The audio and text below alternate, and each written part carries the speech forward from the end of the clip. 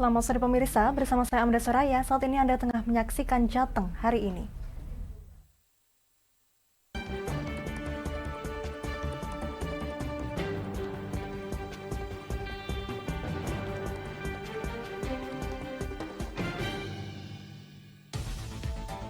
Untuk menjaga keamanan rumah warga terdampak banjir, Polres Kudus menerjunkan tim untuk melakukan patroli edukasi.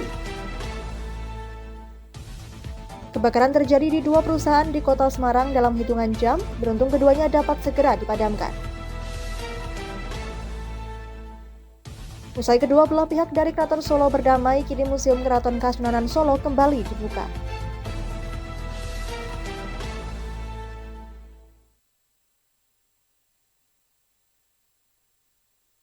Pemirsa, berita datang dari Kartasura, Sukoharjo, dan Boyolali. Angin puting beliung menerjang wilayah Kartasura dan sekitarnya pada siang ini sekira pukul 13.20 waktu Indonesia Barat. Barusan dibenahi warga langsung. Dalam video amatir yang diambil oleh salah satu warga, terlihat pusaran angin puting beliung mulai terbentuk dan pusarannya terlihat semakin membesar. Kondisi langit siang tadi di wilayah tersebut terlihat mendung. Para warga yang ada di sekitar kawasan tersebut terlihat panik saat menyaksikan pusaran angin puting beliung yang sudah ada di atas atap rumah warga. Dari informasi yang terhimpun, angin puting beliung ini terjadi di Desa Rejoso, Desa Sambon, Kartasua, serta Banyudono, Boyolali. Angin puting beliung siang tadi juga merusak beberapa atap rumah warga yang terlewati pusaran tersebut.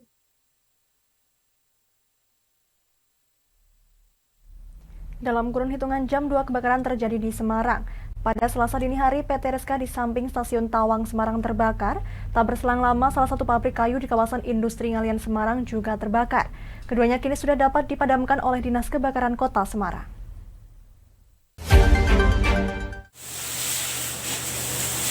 Dalam kurun waktu hitungan jam, 2 kebakaran terjadi di Semarang. PT Reska yang berlokasi bersampingan dengan stasiun Tawang Semarang terbakar pada tengah malam sekira pukul 12 malam. Dinas Pemadam Kebakaran Kota Semarang langsung menerjunkan 9 unit armada serta 55 personel mereka. Dalam pemadaman tersebut, satu petugas pemadam kebakaran Kota Semarang terluka akibat sambaran api dari tabung gas di lokasi kebakaran. Beruntung berselang 2 jam pemadaman api dapat dipadamkan oleh Dinas Kebakaran Kota Semarang.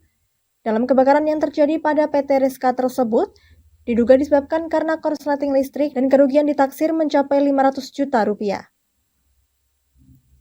Tak berselang begitu lama, kebakaran juga terjadi di salah satu perusahaan kayu di kawasan industri Ngalian Semarang. Kebakaran terjadi pukul 4 pagi dan dapat dipadamkan pada pukul 8 pagi. Karena ini penataan kayu, pabrik kayu, jadi ada kendala sedikit. Kendalanya api kita sampai sini sudah membakar karena kayu kan cepat. Kayu cepat sekali, tapi alhamdulillah sampai jam 8 ya ini. Jam 8 sudah bisa teratasi, tinggal sekarang pemadaman. Pendingan ya, tinggal pendingan. Dalam kebakaran yang terjadi di salah satu pabrik kayu di kawasan industri Ngalian Semarang, Dinas Pemadam Kebakaran Kota Semarang mengerahkan 12 unit armada serta 80-an personel diterjunkan. Belum diketahui secara pasti penyebab kebakaran pada pabrik kayu tersebut dan kerugian masih dalam tahap penghitungan. Dari Semarang, Fajar Mukti, Lingkar TV, melaporkan. Banjir bandang yang melanda Kelurahan Metese dan Kelurahan Rawasari, Kecamatan Tembalang pada Jumat 6 Januari lalu dilaporkan menyebabkan 2 orang meninggal dunia dan 5 orang dilarikan ke rumah sakit. Kebanyakan yang dilarikan ke rumah sakit karena sudah mempunyai penyakit bawaan serta kambuh saat terjadi banjir.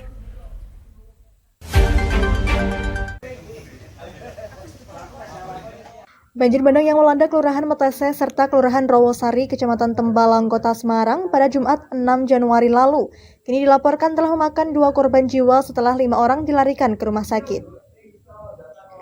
Hal itu dilaporkan oleh Kepala Puskesmas Rawasari Mukti Setiawan saat ditemui Lingkar TV di pengungsian perumahan Dinar Indah, Kelurahan Metese. Mukti Setiawan menjelaskan bahwa korban jiwa terdiri dari 1 dari Kelurahan Metese serta 1 korban jiwa dari Kelurahan Rawasari. Sedangkan untuk yang dilarikan ke rumah sakit, Mukti Setiawan menjelaskan kelima korban tersebut ditangani di RSUD KMRT Wongsonegoro, Semarang. Jumlah korban dari kelurahan di Metese ini dan RW dan Kelurahan Rawasari meninggal 2. Kemudian yang kami rujuk ada 5 untuk perawatan lebih lanjut. Semuanya kami laksanakan dan kami rawat di Rumah Sakit Wonosobo, karena rumah sakit milik pemerintah yang paling dekat dalam penanganan ini semuanya terpusat di situ. Ditemui terpisah di posko kesehatan Kelurahan Rawasari, salah satu petugas kesehatan mengungkapkan bahwa di Kelurahan Rawasari kebanyakan yang datang ke posko kesehatan adalah lansia. Mereka mengeluhkan pusing serta kaki yang gatal karena berjamur. Ada beberapa yang kemarin dirujuk ke RSWM, kemarin juga ada balita yang muntah-muntah sama diare juga. Cuman untuk hari ini belum. Diketahui Kelurahan Metese yang terdampak banjir parah yakni di Perumahan Dinar Indah, hingga kini warga belum berani kembali ke rumah mereka masing-masing. Sedangkan Kelurahan Rawasari yang terdampak banjir bandang ada 4 RW, yakni di RW 3, RW 4, RW 7, dan RW 8. Dari Semarang, Fajar Mukti, Lingkar TV, melaporkan. Kami masih akan kembali pemirsa, tetap bersama kami di Jateng hari ini.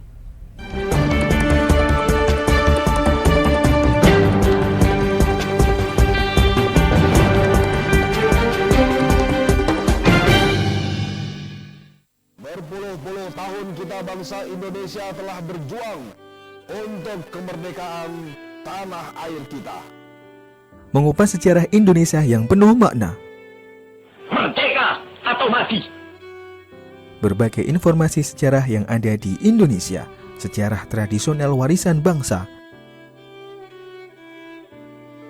Semua terangkum dalam Aku Indonesia, setiap Senin sampai Sabtu jam 7 sampai jam 11 siang, hanya di Lingkar TV. Tidak hanya para pengguna, Polda Jateng beserta jajaran membasmi pengedar dan bandar yang cukup meresahkan. Puluhan pelajar dari SMP Negeri 1 Gringsing, Kabupaten Batang, Jawa Tengah, menjadi korban pencabulan oleh oknum guru agama setempat. Merangkum semua peristiwa sebagai berita yang penuh fakta. Bersama Amanda Soraya, inilah Jateng hari ini, setiap Senin hingga Sabtu jam 9 malam, hanya di Lingkar TV.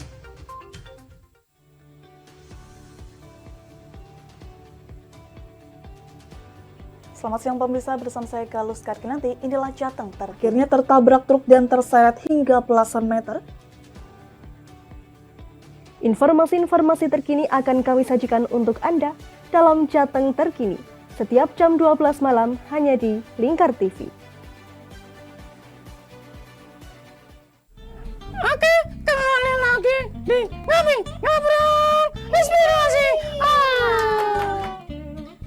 Kini Kak Uns akan menemani sore Anda dengan topik-topik yang menarik. Adik, kita tak selamanya indah, adik. Kayak gitu ya. Ngopi, ngobrol inspirasi, setiap hari Selasa jam 3 sore hanya di Lingkar TV.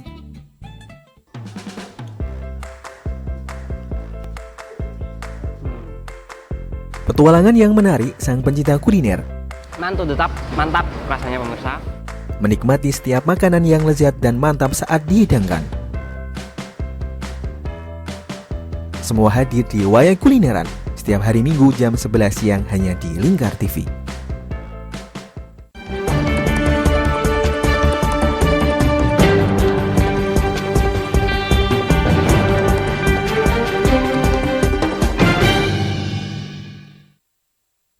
Masih bersama Jateng hari ini pemirsa. Jalanan yang berlubang dan tergenang air jadi kendala bagi kendaraan yang melintas di Jalan Boulevard Kudus. Selain itu, tanggal 5 lalu juga terdapat 2 truk oleng dikarenakan sopir tak mengetahui jika jalan berlubang. Penanganan dilakukan langsung oleh Kepala PUPR Kabupaten Kudus untuk menambal jalan menggunakan lapis pondasi agregat.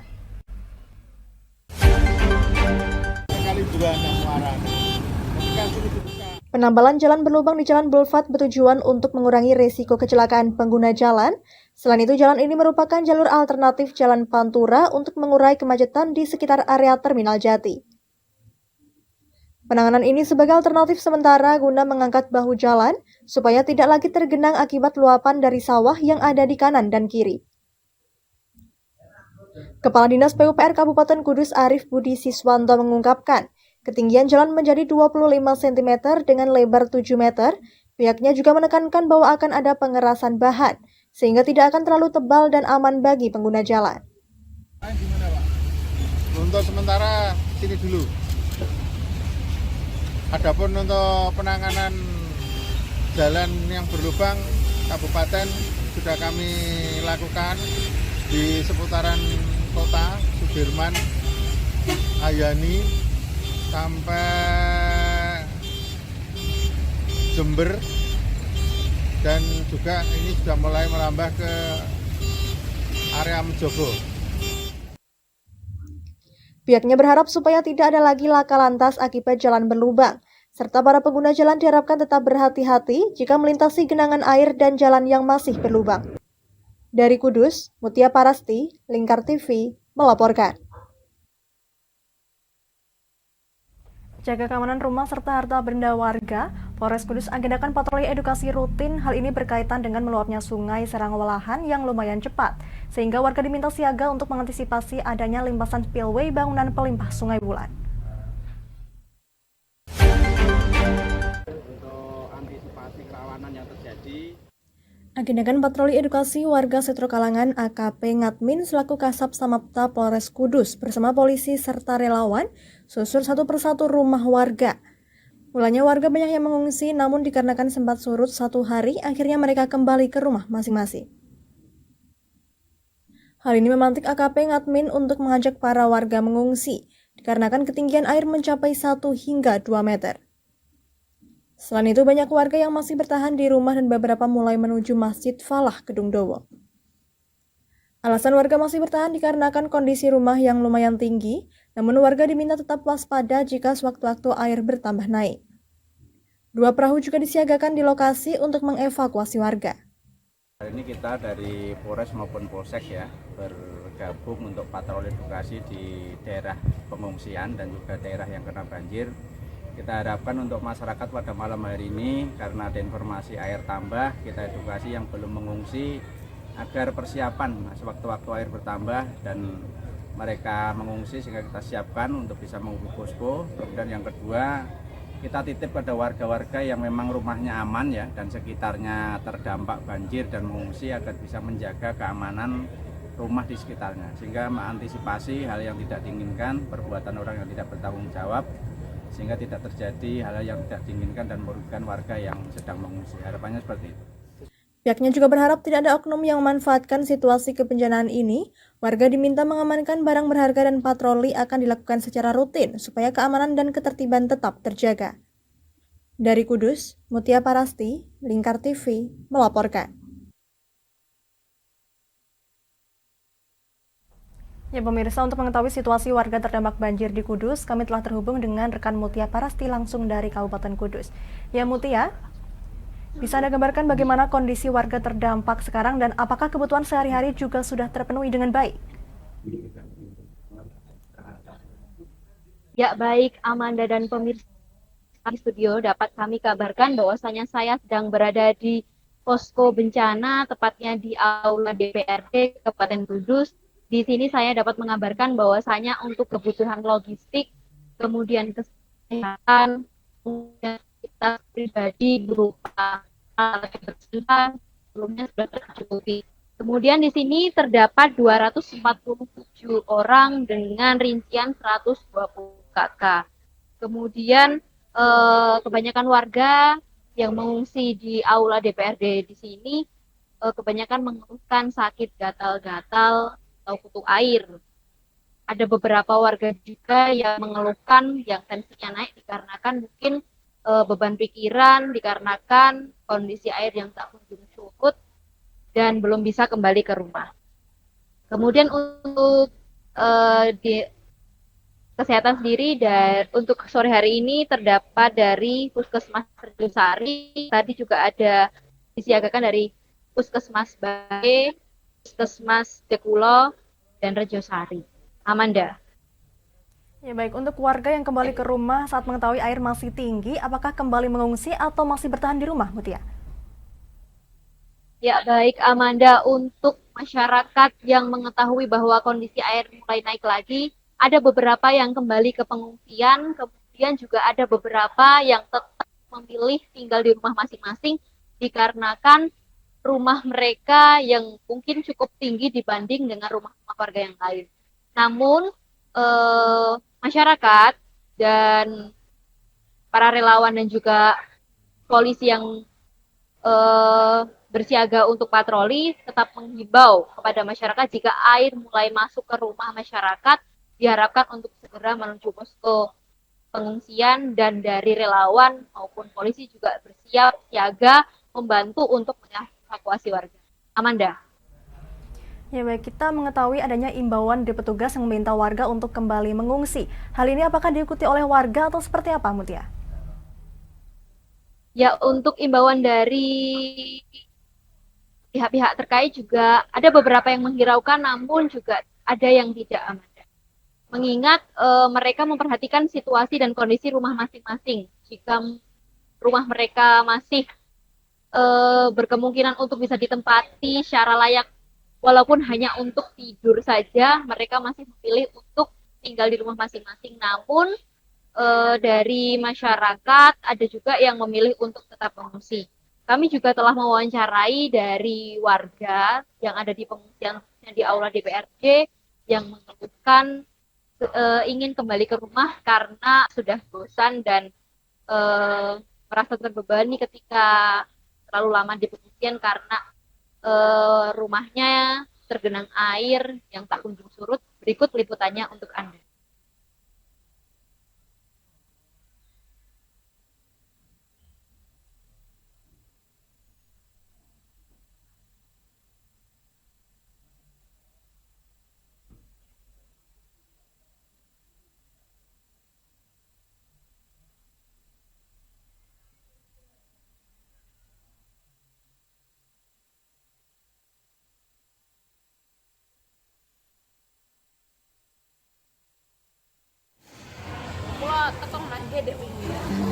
Untuk situasinya sudah aman.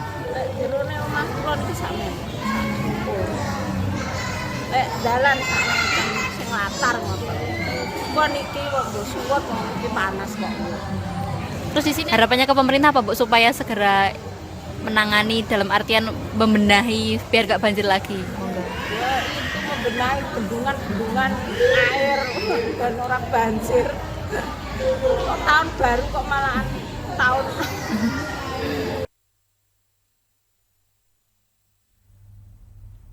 Ya baik, Mutia, kita mengetahui bahwa Polres Kudus menerjunkan personel untuk melakukan patroli edukasi. Nah, patroli edukasi ini bertujuan untuk apa dan berapa petugas yang turun untuk patroli, Mutia? Anda untuk patroli yang dilaksanakan oleh Polres sendiri ini merupakan sebagai sarana edukasi bagi masyarakat. Selain itu, patroli ini juga berfungsi untuk menjaga keamanan dan ketertiban khususnya di masyarakat sendiri. Patroli ini dilaksanakan dengan teknis berupa keliling dari rumah ke rumah untuk memastikan harta benda maupun rumah masing-masing warga itu aman terkendali dari hal-hal yang tidak diharapkan.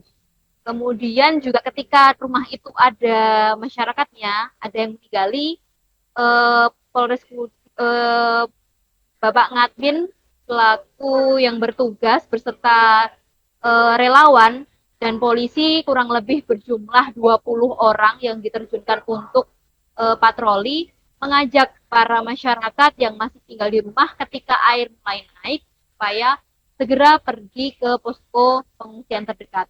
Kemudian untuk warga yang masih tinggal di rumahnya dimintai tolong untuk saling bahu-membahu dan bekerja sama menjaga rumah warga yang ditinggal ke posko bencana, mengingat kondisi di sekitar rumah warga cukup sepi dan hanya berlalu lalang masyarakat yang hendak evakuasi untuk menuju ke posko bencana.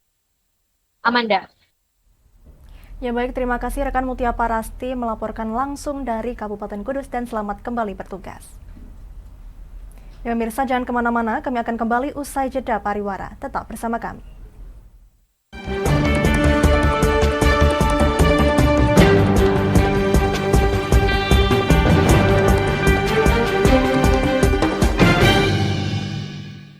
Berpuluh-puluh tahun kita bangsa Indonesia telah berjuang untuk kemerdekaan tanah air kita. Mengupas sejarah Indonesia yang penuh makna. Merdeka atau mati.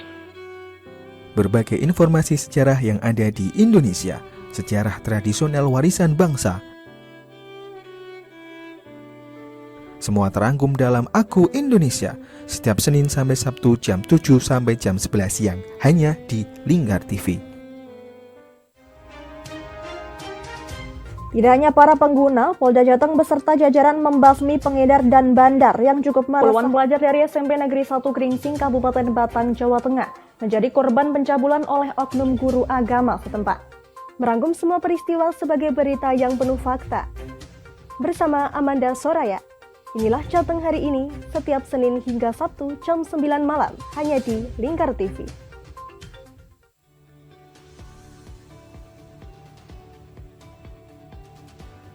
Selamat siang pemirsa, bersama saya Galus Karkinanti. Inilah Jateng terakhirnya tertabrak truk dan terseret hingga belasan meter. Informasi-informasi terkini akan kami sajikan untuk Anda dalam Jateng terkini, setiap jam 12 malam hanya di Lingkar TV. Oke, kembali lagi di Ngobrol Inspirasi. Kini Kak Uns akan menemani sore Anda dengan topik-topik yang menarik. Adik, kita tak selamanya indah, adik. Kayak gitu ya. Ngopi, ngobrol inspirasi, setiap hari Selasa jam 3 sore hanya di Lingkar TV.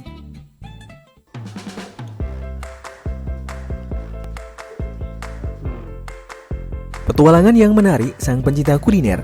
Mantul tetap, mantap rasanya pemirsa. Menikmati setiap makanan yang lezat dan mantap saat dihidangkan. Semua hadir di Wayai Kulineran, setiap hari Minggu jam 11 siang hanya di Lingkar TV.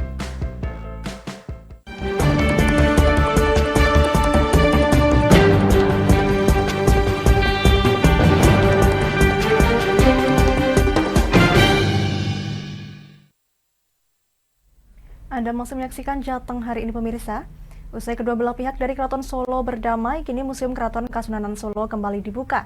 Pengunjung juga bisa mengakses hingga ke pelataran.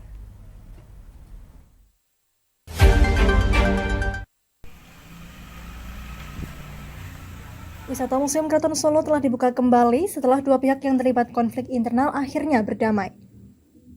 Pengunjung Museum Keraton Kasunanan Solo saat ini dapat mengakses hingga ke pelataran.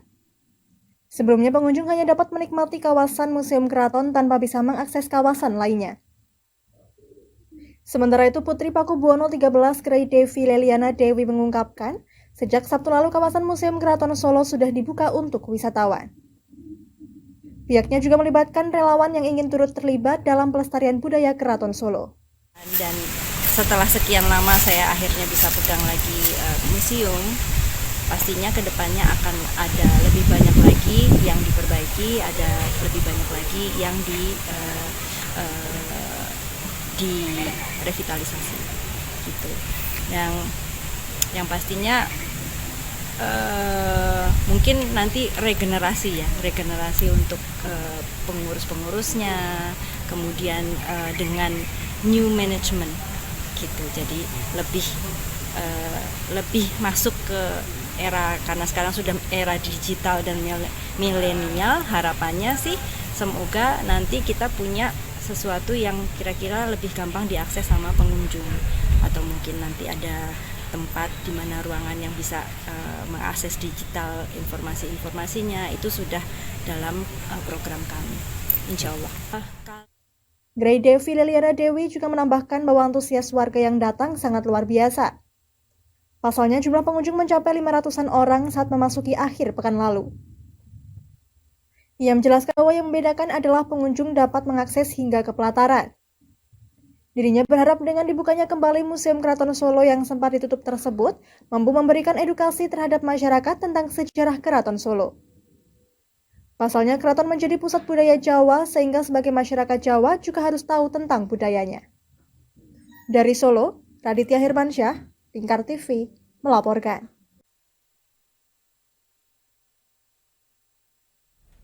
Dalam rangka menyambut Tahun Baru Imlek, sebanyak 5.000 lampion dan 12 shio hiasi kawasan Pasar Gede dan Jalan Jenderal Sudirman Solo. Ribuan lampion tersebut akan dimulai dinyalakan pada malam ini.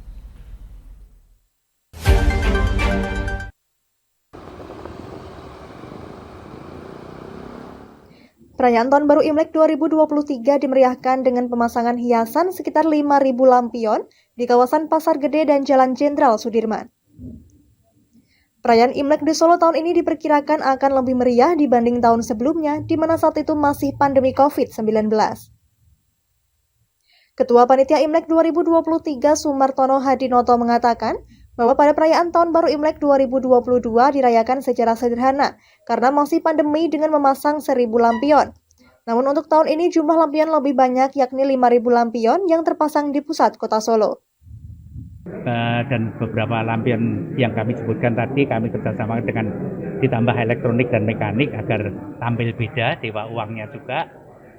Kemudian lampion bulatnya juga desain baru di atas jembatan Sungai Pepe, kemudian di atas Tugu Jam Pasar Gede, di sebelah utara Pasar Gede dan di sebelah timur Pasar Gede. Jadi semuanya kami pasang lampion, termasuk yang di wisata air yang dilakukan oleh panitia grebek. Selain itu ada juga 12 sio, lampion kelinci sebagai maskot, lampion Dewa Rejeki, lampion Barongsai, lampion Cileyut, lampion lilin, dan gapura Imlek di kawasan Pasar Gede Solo. Tujuan perayaan Imlek 2023 tersebut untuk menjadikan kota Solo sebagai kota wisata. Hal ini tentunya juga sejalan dengan visi misi pemerintah kota Solo. Selain itu nantinya juga akan dimeriahkan dengan acara Grebek Sudiro di kawasan Pasar Gede yang menggambarkan akulturasi atau penggabungan budaya Jawa dengan Tionghoa yang menjadi satu yang baru. Kemudian juga diberiahkan pesta kembang api pada malam Tahun Baru Imlek di Plaza Balai Kota Solo pada 21 Januari mendatang. Dari Solo, Raditya Hirmansyah, Lingkar TV, melaporkan. Ya pemirsa, untuk melihat kemeriahan menjelang perayaan Tahun Baru Imlek, kami telah terhubung dengan Raditya Hirmansyah langsung dari Kota Solo. Ya Radit, bagaimana kondisi di sekitar Pasar Gede mengingat 5.000 lampion mulai menyala pada malam ini? Amada. Untuk saat ini situasi di Kota Solo atau di depan Pasar Gede terutamanya untuk warga masyarakat banyak yang sudah berkunjung ke sini ya, datang ke sini. Mereka datang untuk menikmati suasana dan sekaligus menunggu penyalaan lampion yang akan dinyalakan pada petang nanti pukul 18.00 waktu Indonesia Barat. Begitu. Ya, bisa Anda gambarkan bagaimana antusias masyarakat? Karena kalau kita membicarakan lampion Pasar Gede pasti identik dengan minat masyarakat tinggi untuk mengabadikan momen tersebut, Radit.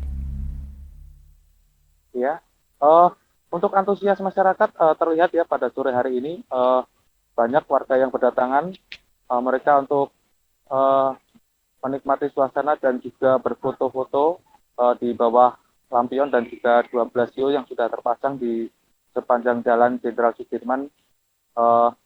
Untuk saat ini untuk antusiasnya masyarakat juga terbilang juga cukup banyak ya.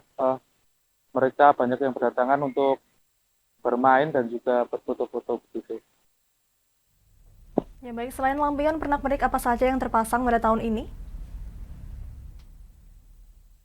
Untuk pernak-pernik yang terpasang pada tahun ini sebanyak 5.000 lampion sudah terpasang di sekitar kawasan Pasar Gede dan juga 12 sio yang terpasang di Jalan Jenderal Sudirman dan Plaza atau di depan Balai Kota Surakarta. Gitu. Ya, bisa dibilang jumlah lampion tahun ini cukup banyak jika dibandingkan dengan tahun kemarin. Apakah ada maknanya, Radit? Untuk perbedaannya bahwa untuk tahun sebelumnya memang jumlahnya lebih sedikit ya, dikarenakan pada waktu itu masih memasuki masa pandemi sehingga gelaran atau acara Imlek yang ada di Kota Solo ini digelar secara sederhana begitu. Dan untuk tahun ini jumlah lampion yang diadakan oleh pihak panitia sendiri juga lebih banyak, yaitu 5.000 lampion yang sudah menghiasi kawasan Pasar Gede dan juga 12 sio yang ada di Jalan Jenderal Sudirman dan depan Balai Kota Solo seperti itu. Ya baik, kalau kita menengok ke 4 hingga 5 tahun yang lalu, apakah nantinya akan ada acara besar seperti konser dalam acara perayaan Imlek tahun ini, Radit?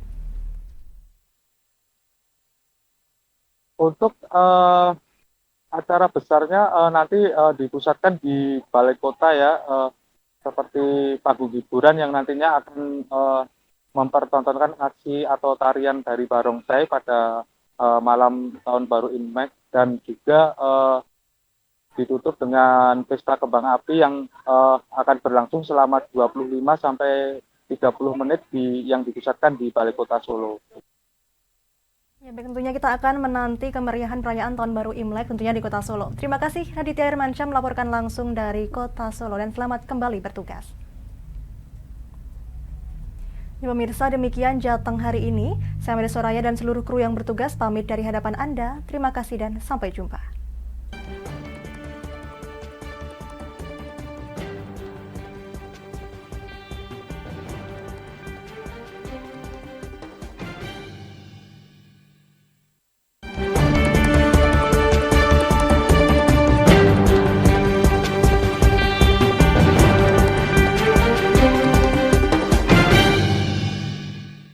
Berpuluh-puluh tahun kita bangsa Indonesia